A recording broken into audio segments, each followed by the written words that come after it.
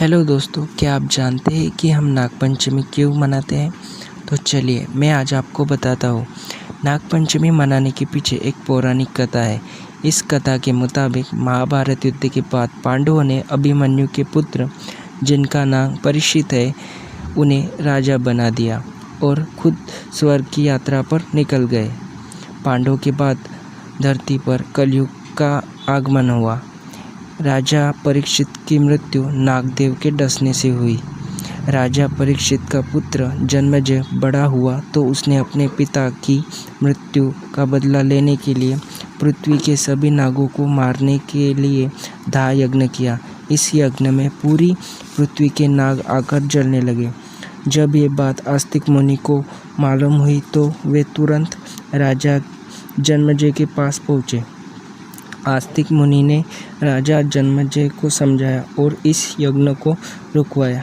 जिस दिन ये घटना घटी उस दिन आस्तिक मुनि के कारण नागों की रक्षा हुई। इसके बाद से ही नागपंचमी पर मनाने की शुरुआत हुई। लेकिन इस यज्ञ की आग को ठंडा करने के लिए आस्तिक मुनि ने उसमें दूध डाल दिया। इस मान्यता की वजह से नागपंचमी पर नागदेव को दूध चढ़ाने की परंपरा शुरू हुई। तो आप इस तरह कर सकते हैं नाग देवता की पूजा। नागपंचमी के दिन आपको जितने भी नाग हैं, जैसे कि अनंत नाग, वासुकी नाग, शेषनाग, पद्मनाग, कंबल नाग, शंखपाल नाग, कालिया नाग, तक्षक नाग, इन सभी का ध्यान करना है। नाग प्रतिमा की पूजा भी करनी है। अगर आपके घर में नाग देवता की प्रतिमा नहीं है तो कोई बात नहीं, आप शिवलिंग पर स्थापित नाग देवता की पूजा कर सकते हैं। आपको नाग देवता के लिए जल, दूध चढ़ाना होगा। उसके बाद हल्दी, कुमकुम, चावल और फूल चढ़ाने होंगे। धूप दीप जलाकर पूजा करनी होगी। उसके बाद मिठाई का भोग लगाना होगा।